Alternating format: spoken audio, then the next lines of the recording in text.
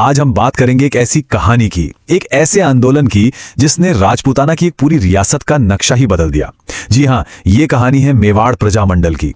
एक ऐसी कहानी जहां आम लोगों की एक छोटी सी आवाज देखते हैं देखते एक क्रांति में तब्दील हो गई। तो चलिए समझते हैं कि आखिर ये सब हुआ कैसे। तो कहानी की शुरुआत होती है साल 1938 से। अब देखिए, ये सिर्फ कोई आम साल नहीं था। इसे मेवाड़ के इतिहास का एक कह सकते हैं टर्निंग पॉइंट माना जाता है। एक ऐसा मोड़ जहां एक चिंगारी सुलग रही थी, और ये कोई मामूली चिंगारी नहीं थी। ये वो चिंगारी थी जो आगे चलकर पूरे राज्य का भविष्य बदलने वाली थी। और हाँ, उसी चिंगारी से एक आवाज उठी। और जानते हैं, ये कोई नई आवाज नहीं थी। नहीं, ये तो वो आवाज थी जो सदियों से दबी हुई थी, जिसे कोई सुन नहीं रहा था। लेकिन इस बार मेवाड़ की आम जनता ने जब बोलना शुरू किया तो उनकी आवाज में इतनी ताकत थी कि पूरे राज्य को, हर किसी को सुनना पड़ा। लेकिन बात यह है कि ये सिर्फ कुछ लोगों की यहां वहां बिखरी हुई शिकायतें नहीं थी। बिल्कुल नहीं, ये एक संगठित, एक ऑर्गेनाइज्ड आवाज थी जो धीरे धीरे एक बहुत बड़े आंदोलन का रूप ले रही थी। तो सवाल यही उठता है कि आखिर ये आवाज इतनी ऑर्गेनाइज्ड हुई कैसे? कैसे इसने एक आंदोलन की शक्ल ले ली? तो इसका जवाब है मेवाड़ प्रजामंडल। इसी के रूप में ये आवाज संगठित हुई। और ये सिर्फ एक संगठन का नाम भर नहीं था। नहीं, ये तो लोगों की उम्मीदों का, उनके गुस्से का, और सबसे बढ़कर अपने हक के लिए लड़ने के उनके पक्के इरादे का एक सिंबल बन गया था। तो ठीक है, प्रजामंडल तो बन गया, पर सवाल तो वही है कि आखिर लोग इतने नाराज थे क्यों? ऐसी क्या वजह थी जिनके खिलाफ ये आवाज इतनी बुलंद हुई? आखिर ऐसा क्या हो रहा था जिसने मेवाड़ की आम जनता को एक साथ आने पर मजबूर कर दिया? देखिए, इस आंदोलन की जड़ें किसी बड़ी राजनीतिक सोच या आइडियोलॉजी में नहीं थी। नहीं, इसकी जड़ें थीं आम आदमी की रोजमर्रा की जिंदगी की कड़वी सच्चाइयों में। और इनमें भी दो वजहें तो ऐसी थीं जो उस दौर में लोगों के शोषण का जैसे चेहरा ही बन गई थीं।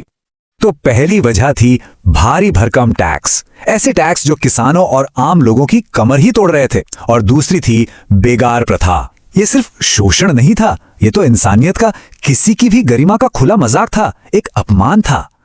तो सवाल उठता है कि ये बेगार प्रथा आखिर थी क्या चीज? जरा सोचकर देखिए, एक ऐसा सिस्टम जहां लोगों से जबरदस्ती काम तो करवाया जाता है, लेकिन उसके बदले में एक पैसा भी नहीं दिया जाता। मतलब ये तो एक तरह की गुलामी ही हुई, है ना? और इसके खिलाफ आवाज उठाना अब बहुत जरूरी हो गया था। तो इन्हीं सब समस्याओं से लड़ने के लिए मेवाड़ प्रजामंडल सामने आया। लेकिन यह समझना जरूरी है कि यह सिर्फ विरोध करने के लिए बनी कोई भीड़ नहीं थी। नहीं, इसका एक बहुत ही साफ मकसद था, एक बेहतर, एक ज्यादा न्यायपूर्ण भविष्य बनाना। और प्रजामंडल के जो ऑब्जेक्टिव्स थे वो बिल्कुल क्रिस्टल क्लियर थे। उनका लक्ष्य सिर्फ इन जालिम टैक्स और बिगाड़ प्रथा को खत्म करना नहीं था। नहीं, वो इससे कहीं आगे की सोच रहे थे। वो जनता के लिए अच्छी शिक्षा की मांग कर रहे थे, अपने मौलिक अधिकारों की मांग कर रहे थे। मतलब ये सिर्फ एक प्रोटेस्ट नहीं था, ये तो एक बेहतर समाज का पूरा ब्लूप्रिंट था। अब देखिए, किसी भी बड़े आंदोलन को सही दिशा देने के लिए एक मजबूत लीडरशिप की जरूरत तो पड़ती ही है। मेवाड़ में ये मशाल थामी थी माणिक्यलाल वर्मा, हरिशंकर व्यास और गोविंदलाल वर्मा जैसे बड़े नेताओं ने। ये वो लोग थे जिन्होंने बिखरी हुई जनता को एक साथ जोड़ा और उन्हें एक सही रास्ता दिखाया। पर इस आंदोलन का असर सिर्फ उस वक्त की परेशानियों सुलझाने तक ही नहीं रुका। नहीं, इसका इम्पैक्ट कहीं ज्यादा गहरा था, कहीं ज्यादा दूर तक जाने वाला था। असल में इसने आने वाले वक्त के लिए मेवाड़ में डेमोक्रेसी की, यानी लोकतंत्र की नींव रख दी थी। और जो सबसे बड़ा और सबसे परमानेंट बदलाव आया ना, वो था लोगों की सोच में। पहली बार ऐसा हो रहा था कि मेवाड़ की आम जनता में एक नई राजनीतिक चेतना, एक पॉलिटिकल कॉन्शियसनेस जाग रही थी। उन्हें यह समझ आने लगा था कि अरे, शासन करना सिर्फ राजा का ही काम नहीं है, इसमें हमारी भी हिस्सेदारी होनी चाहिए, हमारे भी कुछ बेसिक अधिकार हैं। तो इस आंदोलन ने ना एक तरह की चेन रिएक्शन शुरू कर दी।